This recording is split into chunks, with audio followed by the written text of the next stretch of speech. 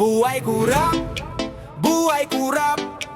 Parang laro lang sa kanila ang dugo ng taong pagod. Buhay kurap, buhay sarap. Habang tayo nakaluhod, sila razor ang panggupit sa bulsa ng bayan lagod. Sa umaga, sermon sa TV, dapat tapat, dapat malinis. Pero gabi-gabi sa lamesa, sobre ang ulam. Sulat sa resibo ay peket manipis. Nakangiti sa kamera, pahiro, pa makabayan ng dating. Pero kontrata'y pinunit, binaligtad, kinuha ang pando. Wala nang natira sa atin na matinong daan. Puro bitak at baiting, kotse nila kumikintab. Light number tinakpan na nyabang, habang si Manong naglalakad, butas ng tsinelas. Inuulan, pinapaso ng araw, walang payong, walang laban. May libreng tarpaulin sa kanto, mukha nila parang santo sa fiesta. Pero sa likod ng entablado mo, may stand ng padulas, komisyon, pirma sa cheque. Nakakode pa sa teksto, sekretong fiesta. Tanong ko magkano ba presyo ng konsensya? Kung sa budget lang lagi nawawala, bawat pirma nila parang kutsilyo sa tiyan ng bansa. Dinadahan-dahan pero tuloy ang tagas ng pag-asa.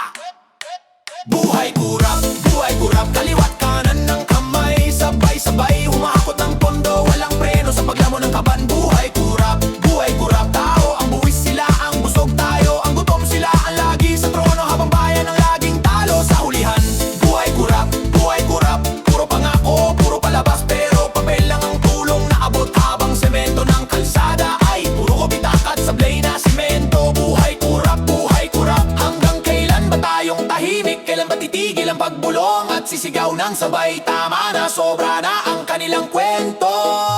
Hey! Pag-eleksyon, biglang ang mabait nagiging kapitbahay na ulirang magdrama. Pandesal, noodles, kuminsan sobra binibili ang boto, binabarter ang kinabukasan sa isang gabing inuman at tawa. Selfie kasama si kuya, si ate, may pa-jingle na paulit-ulit sa kalye. Pero sa ospital kulang ang kama, kulang ang gamot, kulang ang sweldo ng nurse na nakaduty buong gabi. Nanginginig na ang tuhod sa puyat at hapdi. Sa eswela sira ang bubong, pumapasok ang ulan sa pisara. Pero bagong building ang opisina nila, aircon ang hangin, carpet ng sahig, pati basurahan. Mukhang ginto, may tatak pa ng apelido nila. Nakaupo sa hearing, puro your honor, puro Mr. Chair. Pero sa inbox naka-forward na ang dila, ka-attach na ang porsyento. Nakaschedule na ang meeting sa resort, kasamang pamilya at kaibigan sa private affair.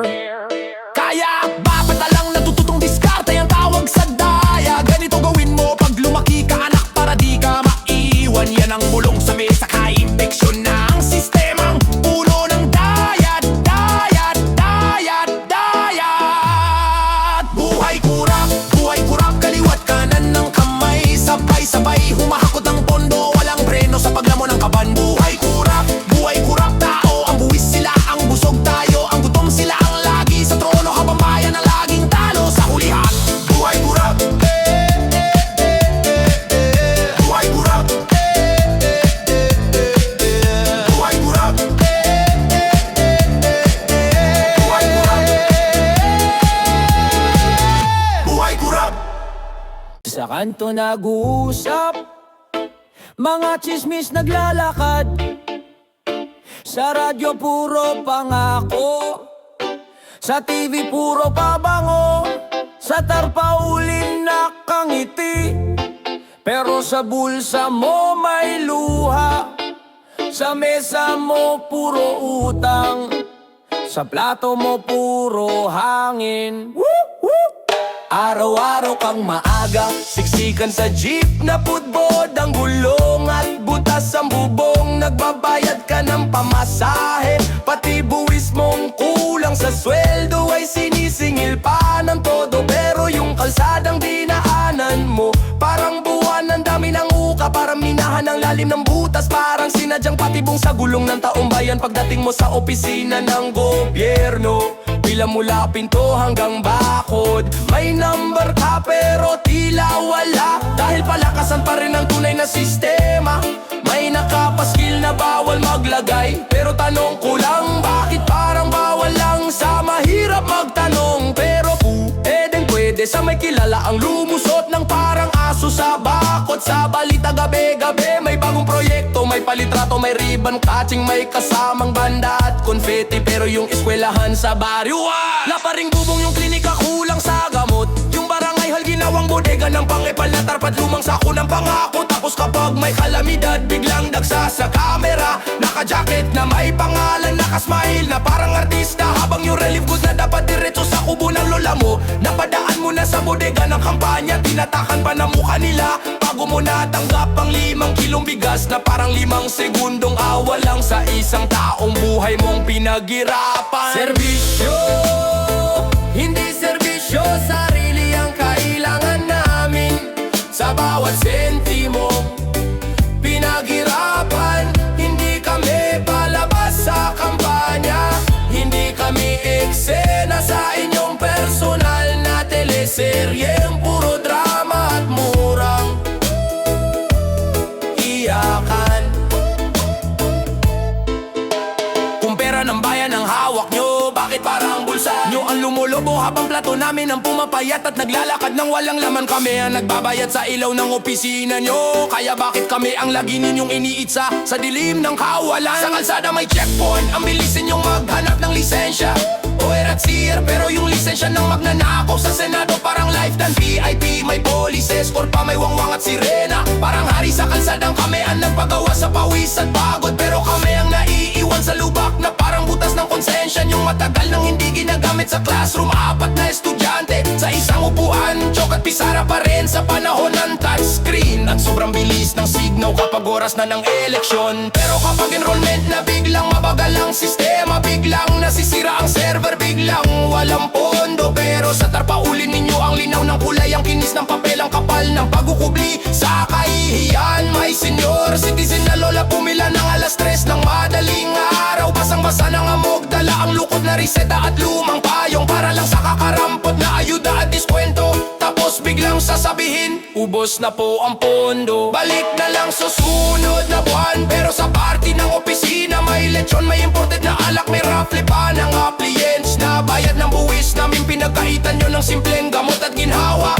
Kapag may nagtanong, biglang may legal team na. Serbisyo, hindi serbisyo, sarili ang kailangan namin. Sa bawat sentimong pinaghirapan, hindi kami palabas sa kampanya, hindi kami eksena sa inyong personal na teleseryeng puro drama at murang iyakan. Yeah! Tagulan ng pera, pero sa amin ambon lang. Tagtaas ng presyo, pero ang sweldo nakatali sa hangin lang. Tagpaso ang bulsa, pero sila may beach house na parang resort lang. Tagsabi para sa bayan, pero bakit parang para lang sa ilang pangalan? Nagisi akong maaaga, pila sa kanto para sa libreng bigas na parang raffle draw lang. May nakasabit na streamer, mukha ni Mayor na kangiti, mas malaki pa kaysa telang. May listahan ng donor na di namin kilala lang. Sa likod may tricycle na may sticker, salamat sa proyekto, pero butas pa rin ang kalsada tuwing ulan nagiging dagat. Tandaan kami ang palaging lulubog habang sila lumulutang lang. Sa radyo paulit-ulit ang boses nila, mahal namin kayo pero sa ospital kulang kama, kulang gamot, kulang doktor, pero sobra ang picture nila sa bawat pintuan at dingding na parang wallpaper lang. Sayaw ng resibo, ikot ang pondo, saan ba talaga papunta? Bakit laging kami ang talo? Sila raw ang bida sa dulo ng eksena, pero kami ang palaging may luha sa mata. Sayaw ng resibo, kita sa libro, pero pag tinanong kung magkano ang nawala, biglang may amnesia ang lahat at nagkakasakit ang alaala. Hawak nila mikropono, kami hawak tax na kinaltas sa bawat oras na pagod at pawis sa trabaho buong maghapon. Tapos sasabihin tiis lang may pag-asa. Oh, gobyerno kong mahal sa poster at kanta, pero sa kalsada ang sagot sa tanong ko palaging katahimikan at sirang karatula. Sa barangay hall may aircon, may libreng kape, may bagong upuan na kumikintab na parang showroom ng kotse. Nilang may plakang di namin kayang bilhin kahit 5 buhay pa ang ipon. Pero sa eskwelahan ng mga bata, sira ang bintana, siksikan sa upuan, 3 estudyante sa isang RKR na parang lames ang pinagatian sa lamay ng taon-taon. May pulis sa checkpoint na parang guard sa exclusive club, nakakarang parang bouncer, pero ang tunay na hinahanap yung motor na walang koneksyon. Hindi yung malaking truck na may papel galing kay konsehal na kilala nilang kuya sa tuwing eleksyon. Sa bawat press con, ang ganda ng statue, may graph, may chart, may kulay, pero sa palengke ang kulay na nakikita ko lang ay pamumutla ng nanay kong pilit. Pinaaabaan ng gulay sa kaldero para kasya sa gabing gutom ang buong maghapon. Sayaw ng resibo, ikot ang pondo,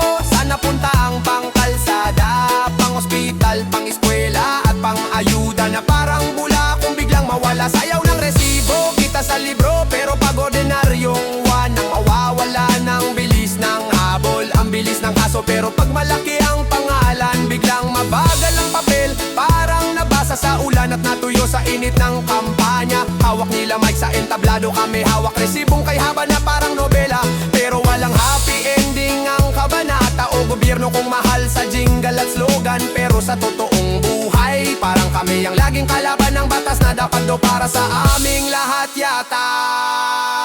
Alang di resibo, kaliwa kanan, taas kamay kung sawa ka na sa drama nila na paulit-ulit. Parang lumang pelikula na pinatungan lang ng bagong poster at binago ang pamagat para magmukhang bago. Pero pareho pa rin ang kwento, harap likod, sayaw lang tayo pero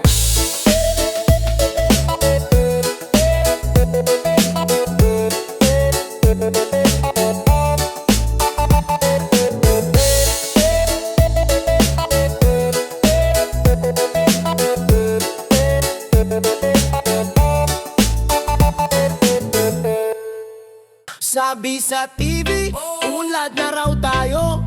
Umapaw na ang ginto, umapaw na ang pag-asa, umapaw na ang ligaya. Paglabas ko ng bahay, kapitbahay ko kumakain ng asin sa malamig na kanin. Pinapahaba ang sabaw, hinihilang hinga hanggang bukas. Mga bata sa kanto naggagawan sa tansan, inasamang piso. Iniisip kong lalapit pa sa krimen o magtitinda ng yosi sa kalsada. Pero sa entablado, naka-Amerika ng mga boss, nakakotse, nakasing laki ng eskwela, nakangiti sa kamera habang nakapikit sa problema.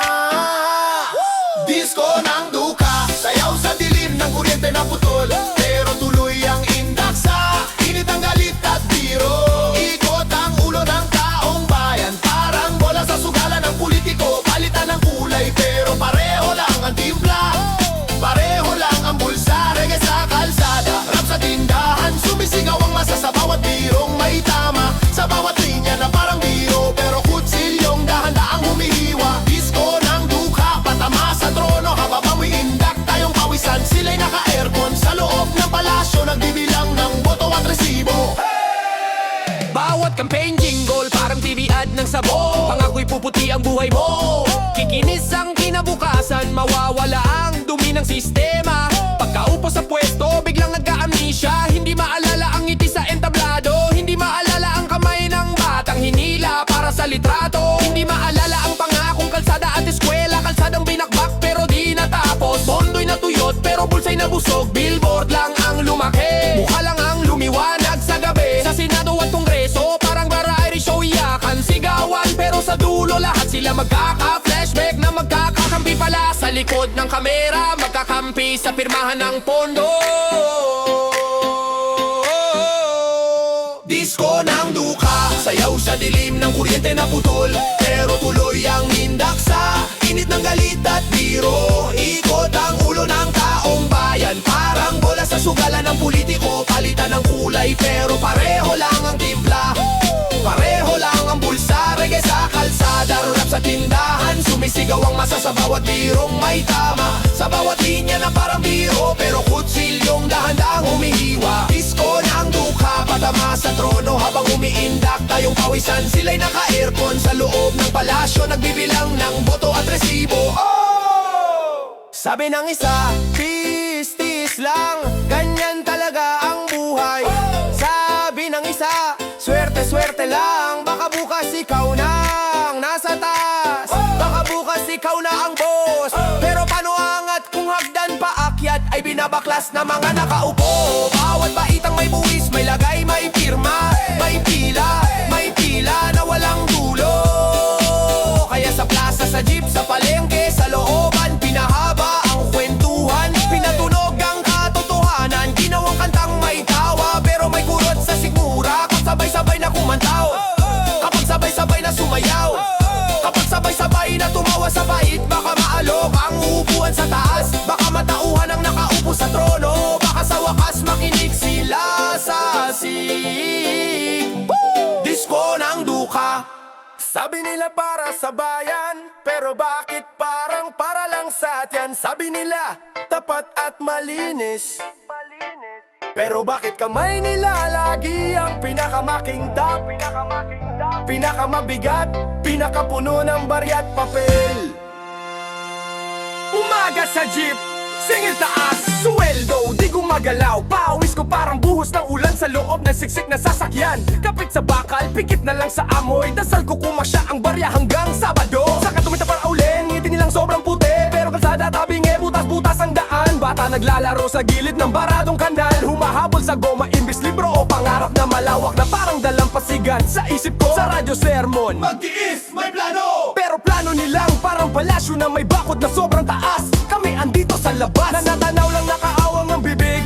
Di makasigaw, baka lihim pa pag masyado kang maingay sa gabi. Sa opisina ng mahirap, tila paikot parang ahas. Papel paulit-ulit, pirma babalik-balik. Pero pag politiko ang dadaan, isang ngiti lang lagpas-lagpas na instant. Bukas pinto, instant lusot, instant milagro na parang pelikulang luma na paulit-ulit na lang pinapalabas sa bawat eleksyon.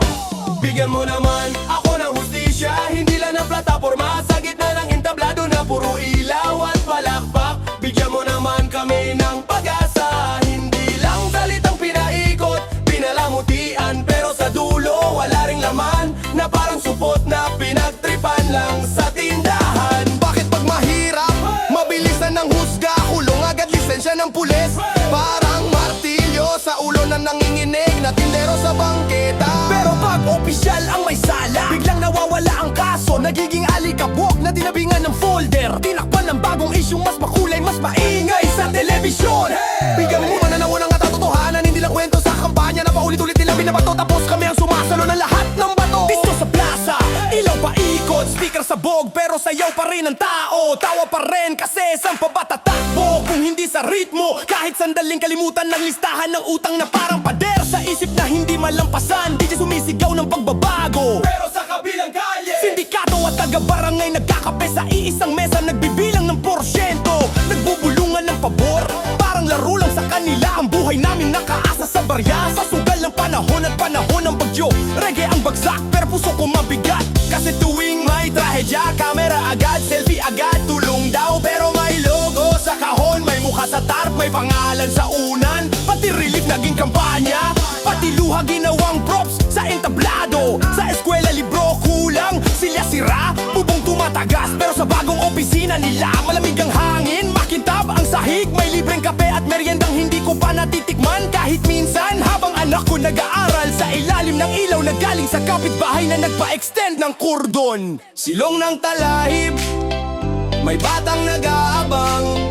Tanong niya sa hangin, ano ba yung tuwid na daan ko?